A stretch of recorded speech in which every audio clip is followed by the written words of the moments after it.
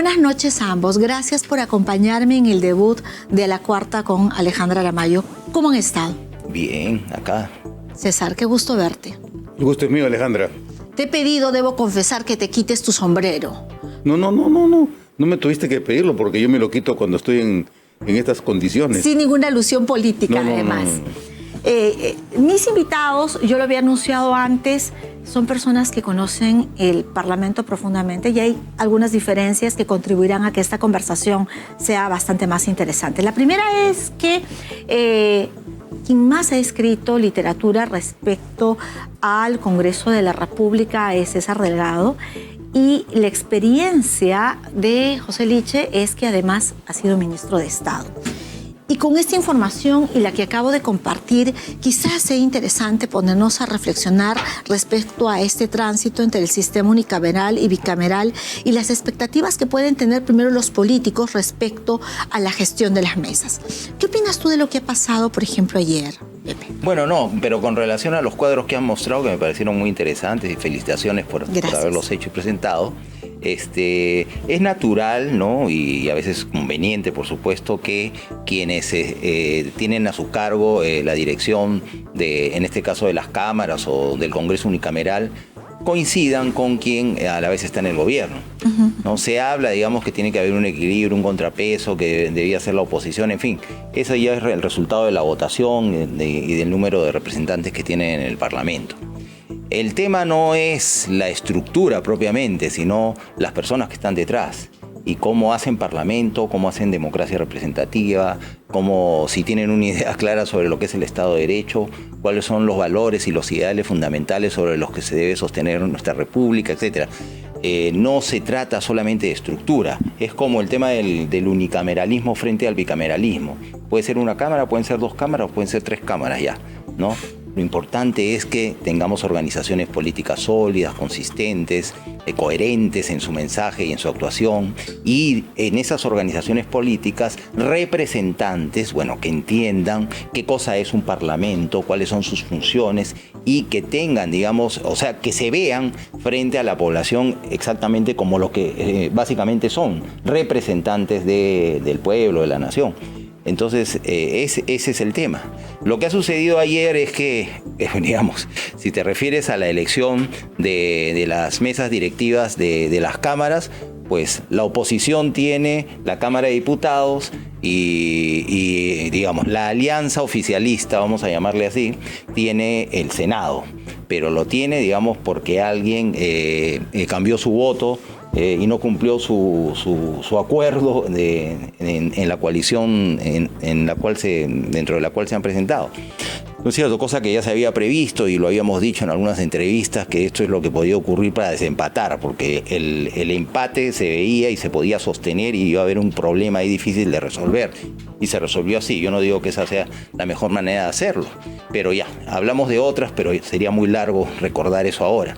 Entonces, pero las mesas directivas, digamos, no tú has sido parlamentaria, además. La mesa directiva es importante, sí, la presidencia del Congreso es importante, los vicepresidentes también son importantes, pero la mesa directiva no es, digamos, la propietaria del Congreso, ni funciona, digamos, como una especie de digamos, de entidad monárquica, no es así, ¿no? La mesa directiva sí tiene funciones bastante precisas, dirigir las sesiones, ver la administración del Congreso y otras cosas más, pero el tema operacional no definen las votaciones la definen, ¿no?, los procesos y al final, digamos, el voto de los parlamentarios y de los grupos. Sí, yo quería, César, más que darle una mirada tan operacional al Congreso y a las mesas, que seguramente lo podemos revisar dándole una mirada al reglamento, al nuevo reglamento de cada una de las cámaras, es desde la teoría constitucional, tú decías algo importante, ¿no? Que se vivifican los partidos políticos con el accionar de sus bancadas. Pero hemos observado, por ejemplo, que en el último Congreso unicameral tenías bancadas que no respondían a sus partidos políticos.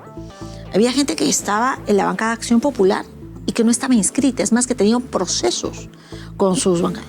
Hoy se ha pretendido corregir eso diciendo que, por ejemplo, no se pueden desafiliar de su bancada, sino hasta por una vez. Y con las limitaciones que apunta bien José en el reglamento, por ejemplo, en el tema del empate, cuando tú tienes tan marcado el tema en los bloques políticos en el Senado, ¿qué hacer?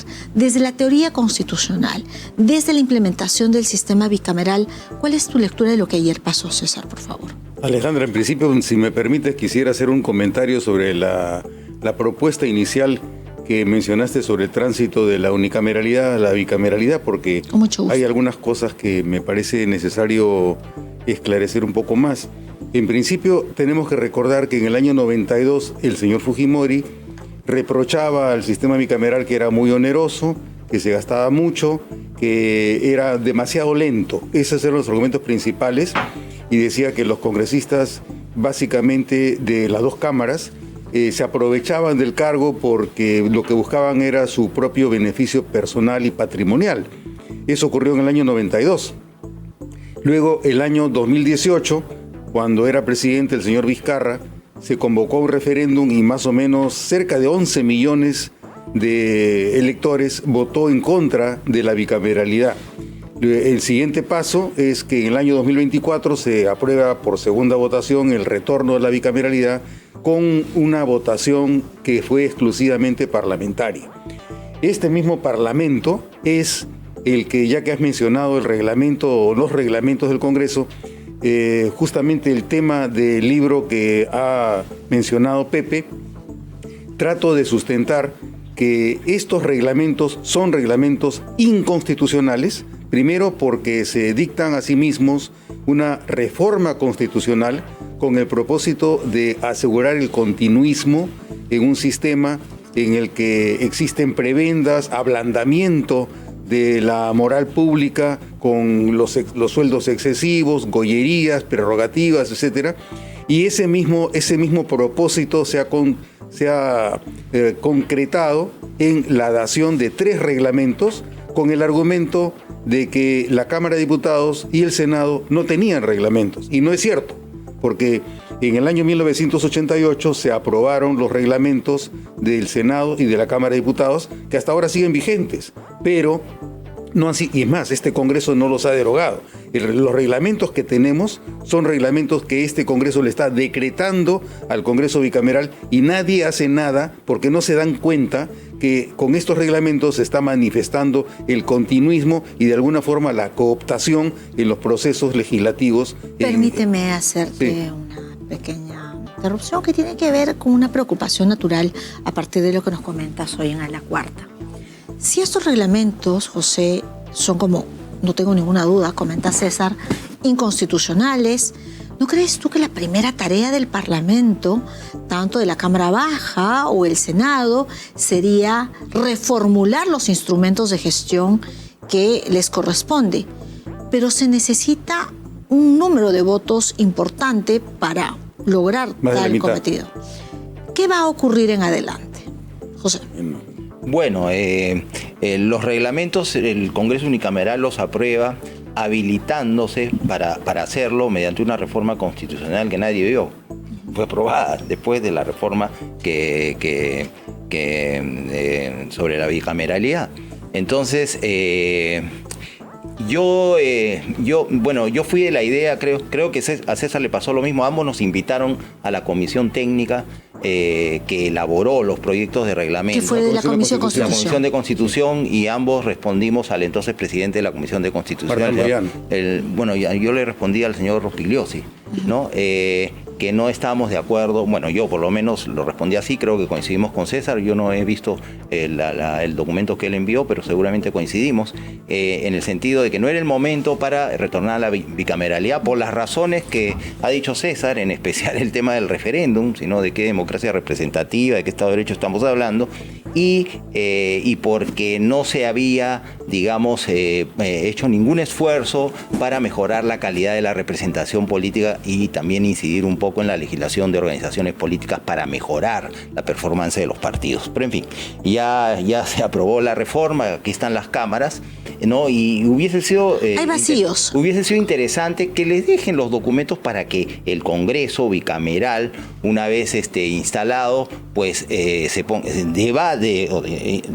inicie el debate sobre esos esas propuestas dejadas por el Congreso unicameral y apruebe los reglamentos en sus términos, pero eso no se hizo así. Ahí están los reglamentos vigentes y se están aplicando, ¿no? Y ahora resulta, tratando de responder tu pregunta, que no hay condiciones como para debatir, ¿ya? Y no hay votos para que nadie se imponga en cuanto a nuevos contenidos de estos reglamentos, porque como sabe, el reglamento tiene carácter de ley orgánica.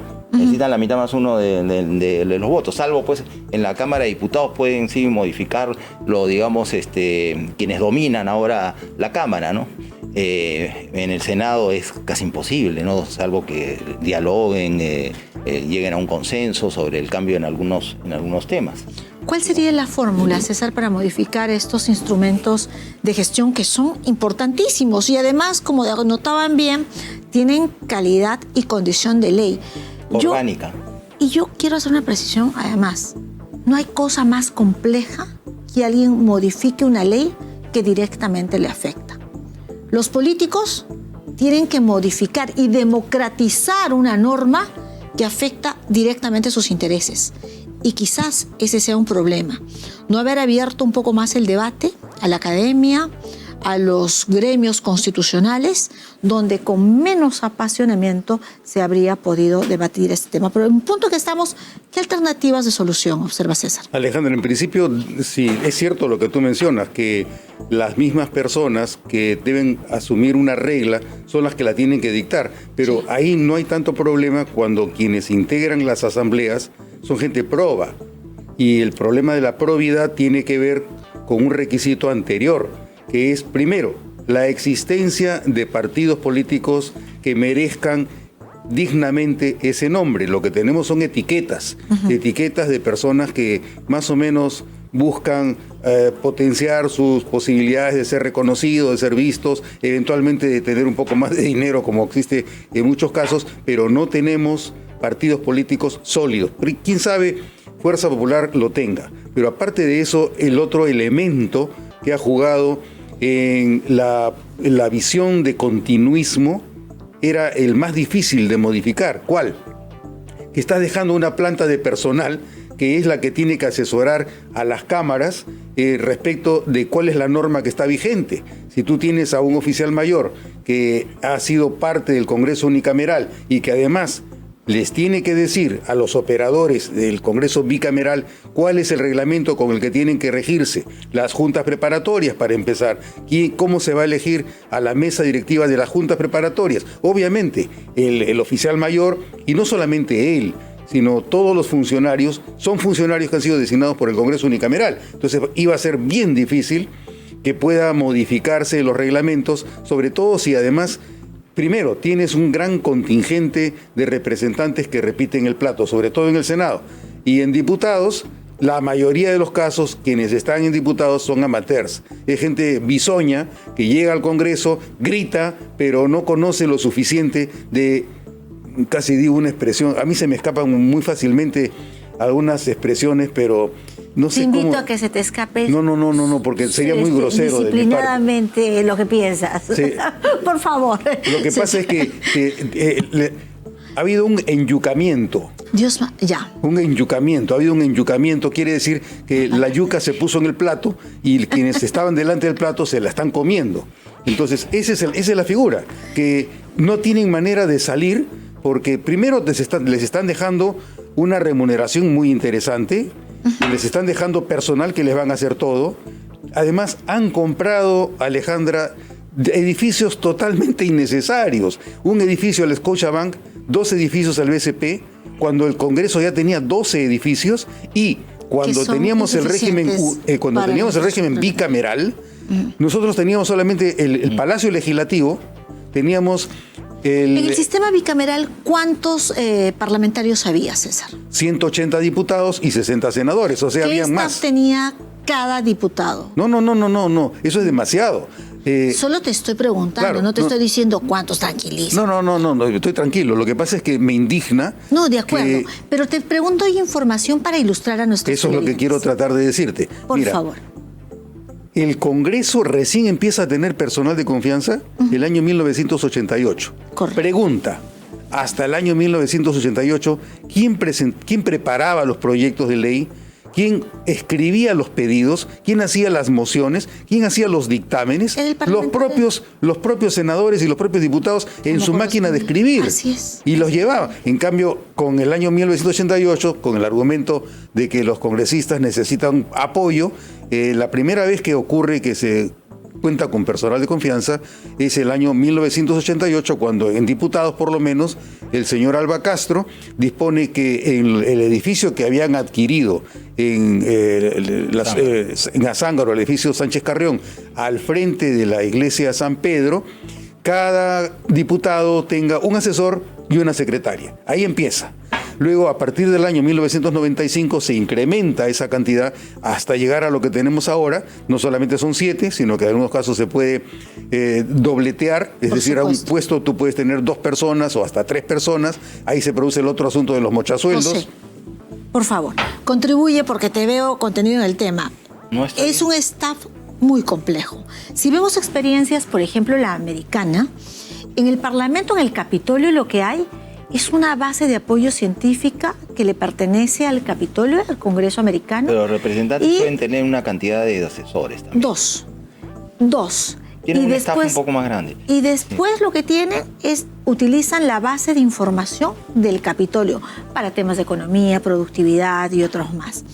Y si bien es cierto, es algo que decían, esto se puede duplicar, de tal forma que si un parlamentario tiene un staff de 7 personas y de pronto asume la responsabilidad de tener una comisión, ya no tenemos 22 comisiones ordinarias, sino 16. En diputados y 7 en senadores, a diferencia de la comisión que es colegiada, que es la de presupuesto. Aparte de las comisiones no legislativas. Ordinarias no legislativas. Es correcto. Las especiales que se van a crear, que en el Congreso unicameral que está extinguiéndose ya. Había 22. Más que las ordinarias. Entonces, para volver, tenían 7 y hay comisiones que son más grandes. Por decir, la Comisión de Educación podía tener 22 miembros y cada presidente de comisión tenía entre 11 y 16, más los 7 que tenía, terminaba teniendo 18. Y si por alguna casualidad tenía una responsabilidad en vocería, también tenía un staff. ¿Y los grupos parlamentarios? Pero hay un tema acá favor, que los parlamentarios no se han dado cuenta, nadie habla de esto. Cuanto más personal innecesario tú tengas, más se complican innecesariamente los procedimientos parlamentarios. Así es. ¿No? Porque quieren justificar la presencia de ese personal. Y se inventan funciones. Y se inventan funciones. Y eso ya realmente distorsiona los procedimientos. Además, a ver, podríamos decir que los parlamentarios actuales, los que están saliendo ahora y los que están entrando, son mejores a los que habían hace 30, 40 años atrás, por alguna razón, como parlamentarios. No. Yo creo que no. No, te das cuenta, o sea, ese es el tema. Ahora, la idea sería concentrar sí los recursos de asesoría en los grupos parlamentarios. Que donde deberían estar los expertos. Y quitárselos a los parlamentarios, no de tener 1 o 2 personas nada más. Y que sea el grupo parlamentario quien da el soporte técnico a sus parlamentarios. O el servicio parlamentario. Que sean los grupos parlamentarios o bancadas que dan el soporte técnico. Y además eso le da unidad, disciplina y coherencia en el mensaje y eso lo necesitamos. Entonces, miren qué interesante conclusión. La primera reforma que tiene que hacer el Congreso es una reforma que les toca a los parlamentarios, a los diputados y a los senadores. Sí. Ordenar su casa. Porque no tengo ninguna duda que le tienen que entregar a la señora Fujimori las facultades delegadas que le asistan para ordenar y controlar la delincuencia y poner orden en el tema del fenómeno del niño global. Sería una mezquindad no hacerlo. Y en tanto eso ocurre y no atienden esa emergencia inmediata, puede a este Parlamento ordenar sus competencias para servir con esta reputación, esta probidad de la que has hablado, César. Pero no está en la agenda eso. Difícilmente va a entrar en una agenda prioritaria. No, ahora bueno, dependerá un poco de los temas poder, que mañana... Sus posiciones frente a los primeros actos o pedidos del Ejecutivo, como la facultad de las facultades delegadas, etc. Hay un tema que yo quería consultarles a ambos, que tiene que ver con la entrega de la banda presidencial. Es un tema poco delimitado y que ya pasó hace algún tiempo con el señor Sagasti. César, ¿qué debería ocurrir mañana y qué debemos ver mañana con un Congreso bicameral y la asunción de la señora Keiko Fujimori? Yo les agradezco que un poco sus respuestas para dar la oportunidad a que ambos puedan participar. Bueno, creo que felizmente Pepe y yo coincidimos, tenemos una posición análoga, pero lo central para mí, Alejandra, lamentablemente, aunque con eso distorsione algo tu pregunta, no es nada interesante lo de la banda presidencial. Es un aspecto ritual y simbólico importante, sí es cierto, pero lo central no es eso. Lo central es la responsabilidad que tiene el presidente de la República de rendir cuenta al final de su mandato de qué fue lo que encontró y qué cosa es lo que está dejando. Es un mandato constitucional. La Constitución señala que el presidente de la República tiene la obligación de dar un mensaje al Congreso, dejar el texto por escrito para que todos lo puedan tener en sus manos y responder ante la representación nacional qué es lo que ha hecho. Eso es lo que está faltando. Sin embargo, hay cosas curiosas, ¿no? Así como pues, en materia de la banda presidencial, tenemos que el señor Rospigliosi le dice que tiene que entregar la banda el día 27 y que sigue siendo presidente de la República hasta el día 28. El doctor Víctor García Toma dice que es el guachimán prácticamente de Palacio de Gobierno, pero curiosamente, en estos momentos, el señor Balcázar, en su condición de presidente de la República, debe estar ofreciendo una cena oficial a las principales misiones diplomáticas, a los jefes de Estado que han venido. Entonces, ¿quién es el señor Balcázar ahora? ¿Es el guachimán de Palacio o es efectivamente el presidente de la República que está ofreciendo una cena oficial a quienes han venido para el acto de juramentación de la señora Fujimori? O sea, para mí lo más importante no es tanto la banda, aunque tiene valor, como lo repito, pero en esencia es la responsabilidad que tiene quien en su condición de presidente del Congreso deja de serlo el día 26, es cierto, pero el Perú no se puede quedar pues sin presidente de la República. No hay distinción entre diferentes tipos de presidente. José, por favor. Claro, y también falta ahí ocuparnos con respecto a este tema de la interpretación correcta o aquella que facilite las cosas del artículo 115 de la Constitución, ¿no? Sobre el proceso de sucesión, o sea, el proceso de sucesión presidencial. En el caso específico de, bueno, los vicepresidentes no están hábiles de manera permanente, el presidente y los vicepresidentes, entonces el presidente del Congreso asume la presidencia. Entonces se ha dicho que es un encargado, se repite, encargado. La disposición sobre encargatura es del siguiente párrafo del mismo artículo 115, y es solamente para la eventualidad de que el presidente salga del país y encarga el despacho a los vicepresidentes, quienes pueden consultarle por teléfono cualquier decisión importante que tomen en su nombre. En este caso, quien asume la presidencia de la República en su calidad de presidente del Congreso por aplicación del artículo 115, es decir, por sucesión constitucional, es presidente pleno. Totalmente. Como presidente pleno, además de lo que acaba de mencionar César, pues su mandato termina cuando lo entrega o asume quien lo debe suceder. Totalmente de acuerdo, totalmente de acuerdo. Además, yo preguntaba figurativamente por la banda presidencial, porque lo que hay es una continuidad de una administración que le hace el tránsito a la otra. Y además porque la política también se funda en las formas, en el respeto. No podemos, pues, permitir que la banda presidencial, que quien ejerció la presidencia de la República, lo entregue en la bodega Queirolo. Pues, o sea, no puede ocurrir de esta manera. Has traído un libro que lo presentaste y que tiene que ver con la bicameralidad a partir del 2026.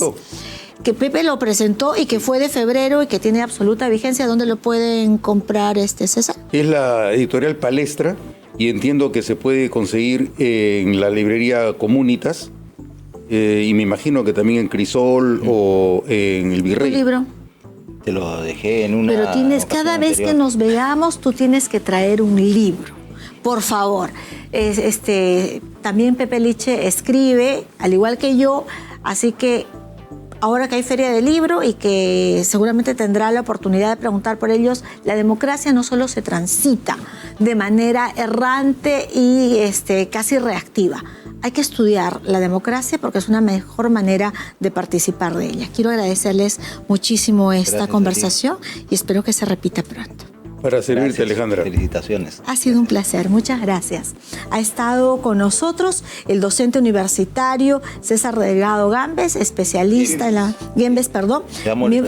Dios mío, y da la mano fuerte.